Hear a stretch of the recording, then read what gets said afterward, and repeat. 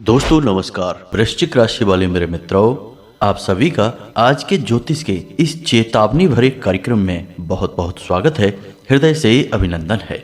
माता रानी आपकी हर मनोकामना पूरी करें और आपके जीवन से हर एक कष्ट को समाप्त कर दें, ऐसी हम माई से कामना करते हैं। दोस्तों, हम आपको बता दें कि अप्रैल का यह महीना आपके लिए बेहद ही खास है। इस महीने में आपके लिए बहुत बड़ी बड़ी खुशखबरियां हैं, बहुत ही लाभ हैं। आप इस महीने में वह सब हासिल कर पाएंगे जो अब तक आपके लिए केवल सपना ही था। लेकिन दोस्तों, जहां अच्छाई होती है वहां बुराई भी उतनी ही प्रबल होती है, जैसे कि प्रकाश के साथ छाया होती है। तो अब आपको हम बता दें कि जैसे आपके ग्रहों की चाल अच्छी है, आपको लाभ देने वाली है, वैसे ही नकारात्मक शक्तियां भी प्रबल हैं और वे आपको घेरना चाहती हैं। हमेशा यही तो हुआ है आपके साथ जीवन में कि जब भी आपके जीवन में सुख के पल आए हैं, किसी न किसी की नज़र लग गई है या कुछ ऐसा हो गया है कि वे आपसे छिन भी गए हैं, आपने उनका आनंद भी नहीं ले पाया है। अब ऐसा ही कुछ इस महीने में भी होने वाला है। खुशियां तो आपको मिलेंगी, लेकिन वे खुशियां आपसे छीनी भी जाएंगी। और वे खुशियां आपसे ना छिने, इसके लिए हम आपको बता दें कि आपको ये 5 गलतियां भूल कर भी नहीं करनी है। जी हाँ दोस्तों, ये 5 गलतियां आपको हम बता दें कि इन गलतियों को यदि आपने गलती से भी कर दिया तो आपकी जो अच्छी ग्रहों की चाल है, जो ग्रह दशा आपके अनुकूल है, वह आपको कोई भी लाभ नहीं दे पाएगी। और 5 में से यदि आपने एक भी गलती कर दी तब भी आपको उतना ही नुकसान होगा जितना कि सभी गलतियों को करने के समान। कहने का मतलब यह है कि आपको इन गलतियों को भूल कर भी नहीं करना है। अब आपने पहले भी कई बार इन गलतियों को दोहराया है, शायद इसी वजह से आपके जीवन में बार बार कष्ट आते रहे हैं, परेशानियां आती रही हैं। दोस्तों, हम आपको बता दें कि इस वीडियो को आप बिल्कुल भी हल्के में मत लेना, क्योंकि जो भी बातें हम आगे आपको बताने जा रहे हैं वे केवल और केवल आपके जीवन से जुड़ी हुई हैं और आपके भाग्य उन्नति के लिए बेहद आवश्यक हैं। दोस्तों, याद रखना कि भगवान तो सबको देना चाहते हैं, लेकिन लेने की पात्रता सबके अंदर नहीं होती है। यदि आप झोली ही नहीं फैलाएंगे, भगवान का स्वागत और सत्कार नहीं करेंगे, मन में भाव नहीं रखेंगे, तो भगवान आपको जो देंगे भी वह भी आपके हाथों से फिसल जाएगा। इसलिए आपको अपने जीवन का माहौल सही करना होगा, अनुकूल बनाना होगा, ताकि भगवान ने जो ग्रह दशा बनाई है उसका आपको पूरा लाभ प्राप्त हो सके। दोस्तों, यह कोई साधारण वीडियो नहीं है। इस वीडियो में बताई गई बातों को बिल्कुल भी हल्के में मत लेना। हम केवल और केवल आपके जीवन की, आपकी समस्याओं और उनके समाधान की बातें कर रहे हैं। यदि आप ही इस वीडियो को नहीं देखेंगे तो फिर कौन देखेगा? आपके जीवन को बदलने का बीड़ा आप नहीं उठाएंगे तो कौन उठाएगा? यहाँ किसी को किसी की नहीं पड़ी है दोस्तों, सब अपने अपने में मगन हैं।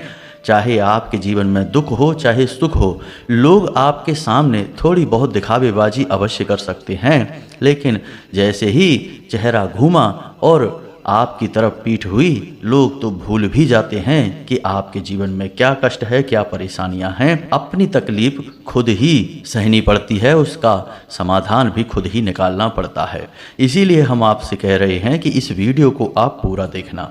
इस वीडियो में हमने आपके द्वारा की जाने वाली, लगातार की जाने वाली बड़ी 5 गलतियों के बारे में बताया है। उन्हें आप इस महीने बिल्कुल मत करना। और इस सब से कहीं बढ़कर दोस्तों, हमने कुछ बेहद ही गुप्त और बेहद ही जरूरी बातों के बारे में भी आपको इस वीडियो में बताया है। उन्हें भी आप जान लेंगे तो यह बिल्कुल वैसा ही होगा जैसे कि तनख्वाह मिलते ही बोनस भी मिल गया, यानी आम के आम और गुठलियों के भी दाम। तो चलिए दोस्तों, आज के इस बेहद ही महत्वपूर्ण, ज्ञानवर्धक और जीवन को बदल देने वाले महान वीडियो की शुरुआत करते हैं। लेकिन इससे पहले हम माई के लिए अपना भाव प्रकट करेंगे और कमेंट बॉक्स में जय माँ भद्रकाली कृपा करो ऐसा लिखेंगे। 1 बार नहीं 3 बार लिखेंगे। साथ ही साथ अपना नाम, अपना स्थान और अपनी समस्या, जो आपके जीवन में विकट समस्या है, उसे लिखकर कमेंट बॉक्स में भेज दें।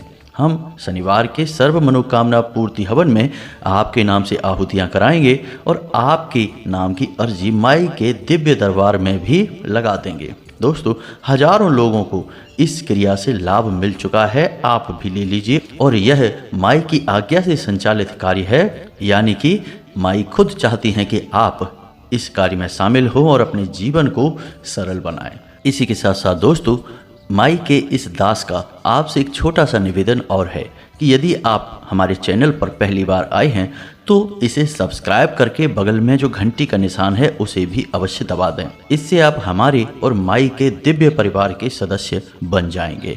फिर जो भी पूजा पाठ अनुष्ठान हमारे द्वारा किया जाएगा माई की सेवा में, उसका कुछ न कुछ अंश आपको भी मिलेगा, यानी कि आप परिवार के सदस्य हो जाएंगे तो आपका हित सर्वोपरि हो जाएगा। तो चलिए जल्दी से चैनल को सब्सक्राइब करिए और आगे बढ़ते हैं। दोस्तों, इंसान गलतियों का पुतला है।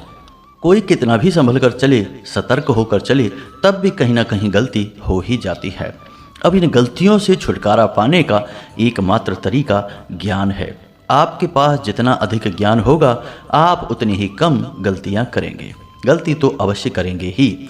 अब यदि आपने गलती कर भी दी है तो उस गलती का पश्चाताप और उस गलती की भरपाई भी करना आपकी जिम्मेदारी है, यानी कुछ ऐसे कार्य करके हम गलती की भरपाई कर लेते हैं। तो वीडियो के अंत में दोस्तों हम आपको एक ऐसे महाशक्तिशाली उपाय के बारे में भी बताएंगे जिससे यदि अनजाने में आपसे कोई गलती हो जाती है तो आप उसका पश्चाताप कर सकते हैं, उसकी भरपाई हो सकती है। जी हाँ दोस्तों, ज्ञान प्राप्त करने में आप बिल्कुल भी पीछे ना हटें। जो बातें हम आपको बताने जा रहे हैं उन बातों को अच्छी तरह से समझ लें। वीडियो पूरा देखें, अंत तक वीडियो में बने रहें। दोस्तों, एक बार की बात है कि एक बहुत बड़े राजा थे। शिकार करते करते जंगल में भटक गए तो फिर भूख प्यास के मारे उनका बुरा हाल हो गया। उन्होंने देखा कि पास ही 3 छोटे बच्चे शायद जानवर चराने आए होंगे, वहीं खेल रहे हैं और कोई आबादी नहीं है। तो राजा का बुरा हाल देखकर वो बच्चे उनकी तरफ दौड़े और उन बच्चों ने जो भी उनके पास भोजन था, पानी था, उन्हें पीने के लिए दिया, खाने के लिए दिया। अब राजा संतुष्ट हो गए।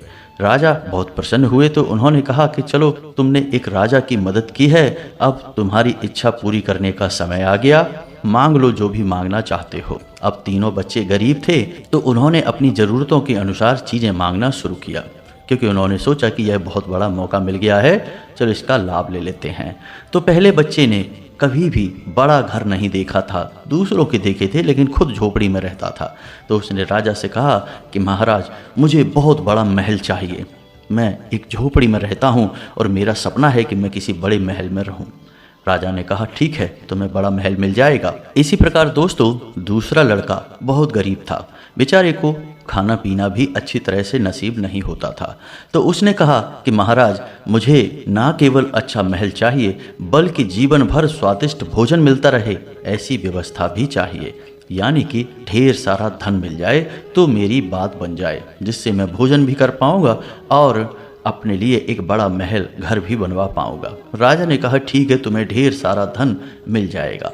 अब तीसरे का नंबर आया तो तीसरे लड़के ने कहा कि महाराज, ना तो मुझे महल चाहिए और ना ही मुझे धन चाहिए, मैं बहुत गरीब हूँ और मैं पढ़ाई नहीं कर सकता हूँ, ज्ञान हासिल नहीं कर सकता हूँ, मेरे माता पिता मेरी पढ़ाई का भार सहन नहीं कर सकते हैं, इसलिए मेरी कुछ ऐसी व्यवस्था आप करिए कि मैं ज्ञान हासिल कर सकूँ, पढ़ सकूँ।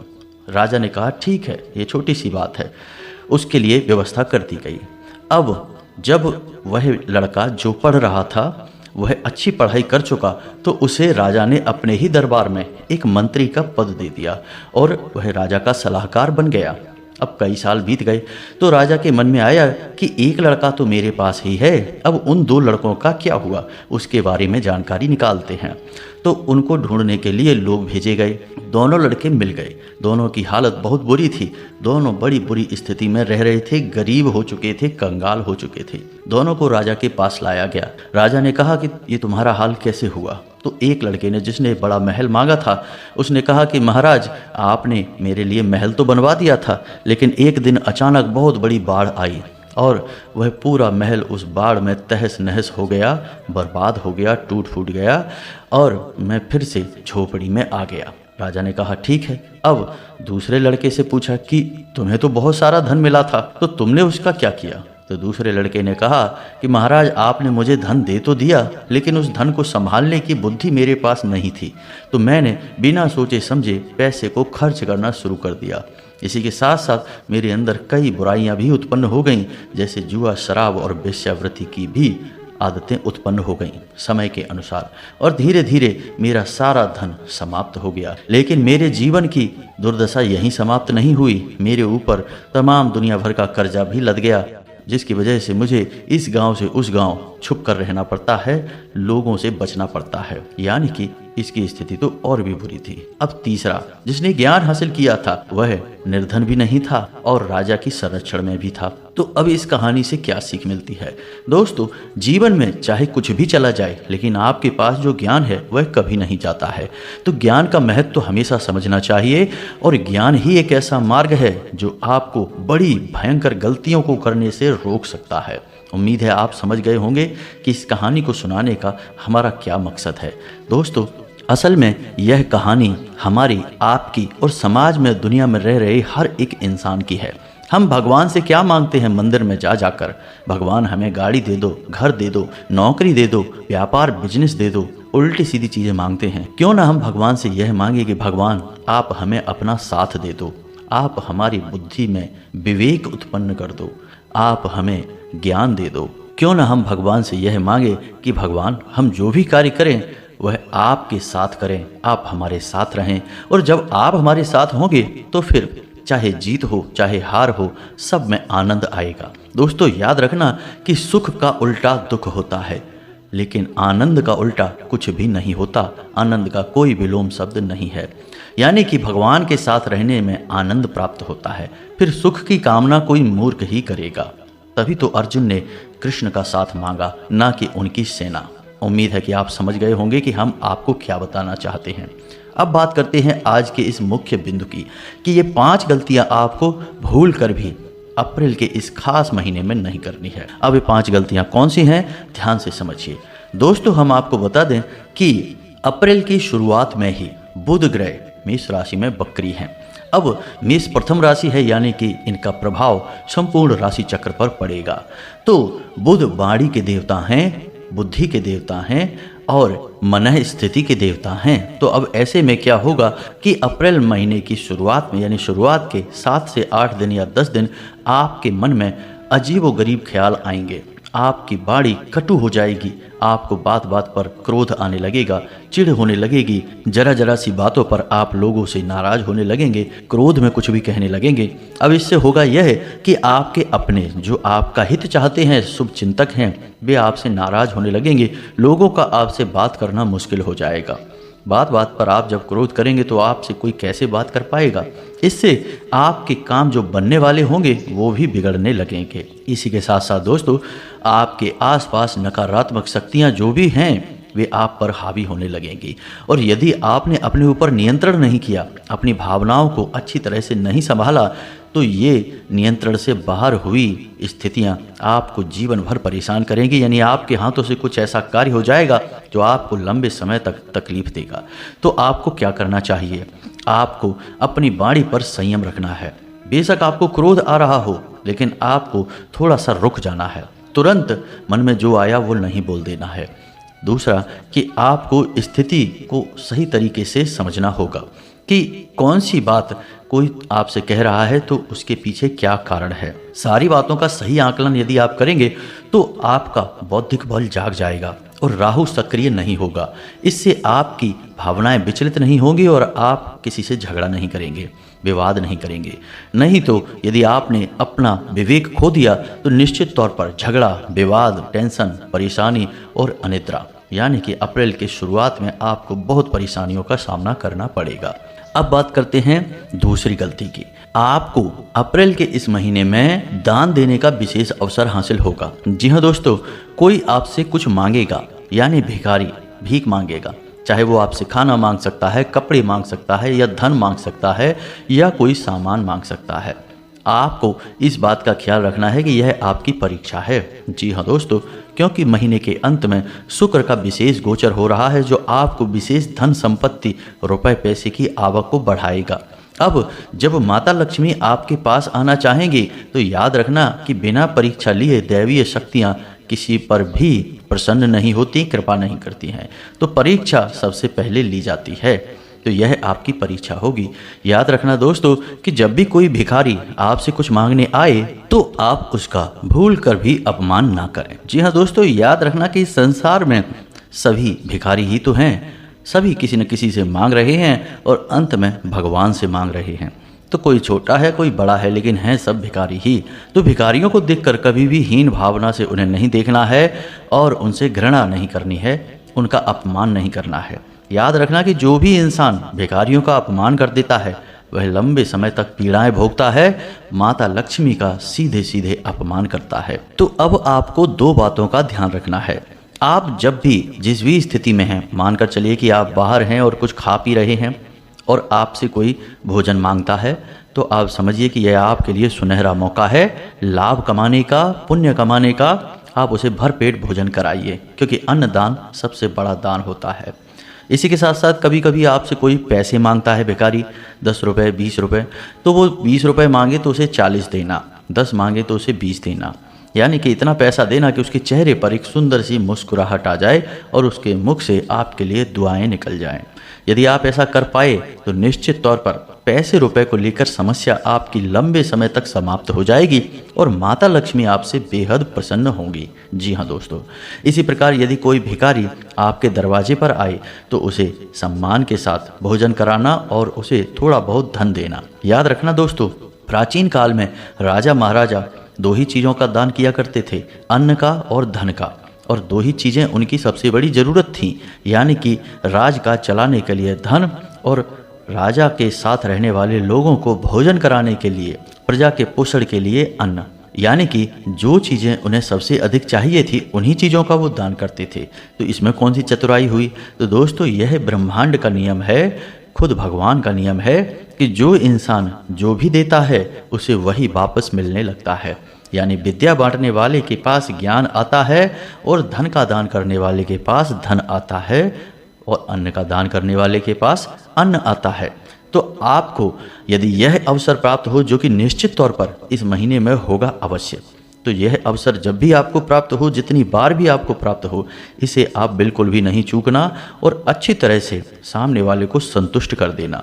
इसके बाद आप देखेंगे कि आज आपने यदि किसी भिखारी को कुछ दान किया, मदद की, तो अगले 3 दिनों में ही आपको कोई बड़ी खुशखबरी सुनने को मिलेगी। जी हाँ दोस्तों, बात अवश्य ही छोटी सी है, लेकिन इसका महत्व बहुत बड़ा है। अब यहाँ पर कुछ कुतर्की और मूर्ख लोग यह भी कह सकते हैं कि इस तरह हम अपना पैसा लौटाएंगे तो हम खुद ही कंगाल हो जाएंगे।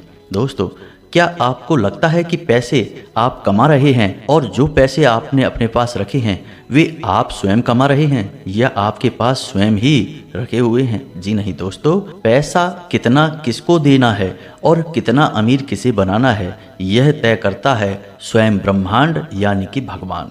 मेहनत तो सभी कर रहे हैं, ऐसा नहीं है कि कोई काम चोरी कर रहा है, कोई मेहनत नहीं कर रहा है।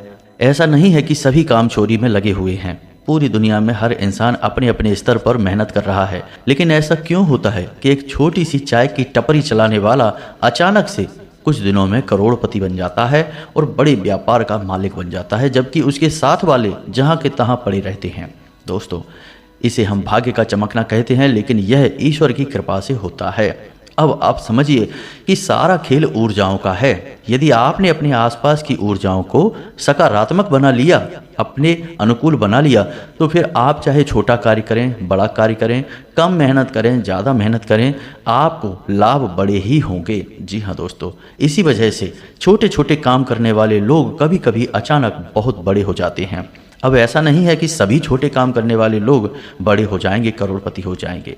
वो तो जिनके ऊपर भगवान की कृपा होगी। और भगवान की कृपा कब होगी? जब आप सकारात्मक होंगे, आपके आसपास ऊर्जा का वातावरण सकारात्मक होगा। अब आप इस भ्रम को अपने दिमाग से निकाल दो कि आप पैसे कमा सकते हो। जी नहीं, पैसा जो नोट है, कागज या सिक्का है, वह उसका भौतिक स्वरूप है, लेकिन असली स्वरूप जो पैसे का है वह माता लक्ष्मी की ऊर्जा है, यानी कि अभौतिक ऊर्जा स्वरूप। जब तक आपके आसपास पैसे का अभौतिक ऊर्जा स्वरूप नहीं होगा, आप कितना ही पैसा कमाएं, बड़ी मुश्किल से तो आपके पास पैसा आएगा, और आ भी गया तो रुकेगा नहीं, अपने आप निकल जाएगा। रास्ता पहले से ही बनाकर आएगा। आपने 10,000 कमाए, 12,000 खर्च हो जाएंगे, 2,000 का कर्जा आपके ऊपर लद जाएगा। ऐसा इसीलिए है कि आप पैसे को कागज का नोट या फिर सिक्का समझकर उसे खींचने की कोशिश कर रहे हो, लेकिन ऐसा नहीं होता। पैसे का वास्तविक स्वरूप ऊर्जा स्वरूप है, जिसे हम माता लक्ष्मी कहते हैं। इसीलिए हम माता लक्ष्मी की पूजा करते हैं, ना कि कागज के नोटों की और सिक्कों की। इनकी हम कभी पूजा नहीं करते हैं, हम माँ लक्ष्मी की पूजा करते हैं। दोस्तों, बात थोड़ी सी गहरी है, समझने में शायद आपको मुश्किल हो रही हो, लेकिन यह जरूरी बहुत है। अन्यथा होगा यह कि आप कठोर परिश्रम करेंगे, बहुत मेहनत करेंगे, लेकिन आप जीवन भर गरीब और कंगाल ही बने रहेंगे, पैसे के लिए परेशान बने रहेंगे। दोस्तों, आप माता लक्ष्मी की शुद्ध सकारात्मक ऊर्जा को यदि अपनी ओर आकर्षित करना चाहते हैं तो इसका सबसे बड़ा तरीका दान है। आप नोट किसी को दान दे देंगे, 10 रुपये, 20 रुपये, 50 रुपये, वह कागज है, आपने किसी को दे दिया, माता लक्ष्मी नहीं दी हैं, लेकिन माता लक्ष्मी की सकारात्मक ऊर्जा आपके इस काम को देख रही है और वह आपसे प्रसन्न हो रही है। फिर आपके पास माता लक्ष्मी की सकारात्मक ऊर्जा आएगी, जो बेशक आपको दिखाई नहीं देगी, लेकिन जैसे ही वह ऊर्जा आपके आसपास आएगी तो आपने जो भी पैसे किसी को दान दिए हैं वे सैकड़ों हजारों गुना बनकर आपके पास वापस आने लगेंगे। इसीलिए हमारे हिंदू धर्म में, सनातनी परंपरा में दान का बहुत बड़ा महत्व है। इसे सर्वोपरि पुण्य कहा गया है। इसी के साथ साथ हम आपको बता दें कि तीसरा कार्य जो आपको भूल कर भी नहीं करना है वह है किसी महिला का अपमान। जी हाँ दोस्तों, अब चाहे बात आपको कैसी भी लगे, लेकिन हमारे हिंदू धर्म में, सनातनी परंपरा में महिला को मातृ शक्ति कहा गया है, दैवीय ऊर्जा, दैवीय शक्ति कहा गया है। अब चाहे औरत की जवान कितनी ही कड़वी हो, वह आपसे किसी भी प्रकार की बातें कर रही हो, आपको उकसाने की कोशिश कर रही हो, लेकिन आपको अपनी बुद्धि और विवेक से स्थिति का सही आकलन करना है और कुछ भी करना पड़े, लेकिन महिला का अपमान नहीं करना है। बस इसे आपको समझ जाना है। अब चौथी गलती जो आप हमेशा करते हैं दोस्तों, और इस बार भी करेंगे, कि जैसे ही आपके जीवन में खुशियाँ आईं, कुछ भी अच्छा हुआ, आपने कहना शुरू कर दिया, और जैसे ही आपने कहा वैसे ही आपने स्वयं को ही नज़र लगा दी। याद रखना दोस्तों कि मानकर चलिए कि आपके पास खूब सारा पैसा आ गया और आपने यह कहना शुरू कर दिया कि अब तो मेरे पास बहुत सारे पैसे हैं, अब तो मेरे पास बहुत पैसे हैं, मैं बहुत अमीर हूँ, खूब पैसा आ रहा है, कोई दिक्कत नहीं है।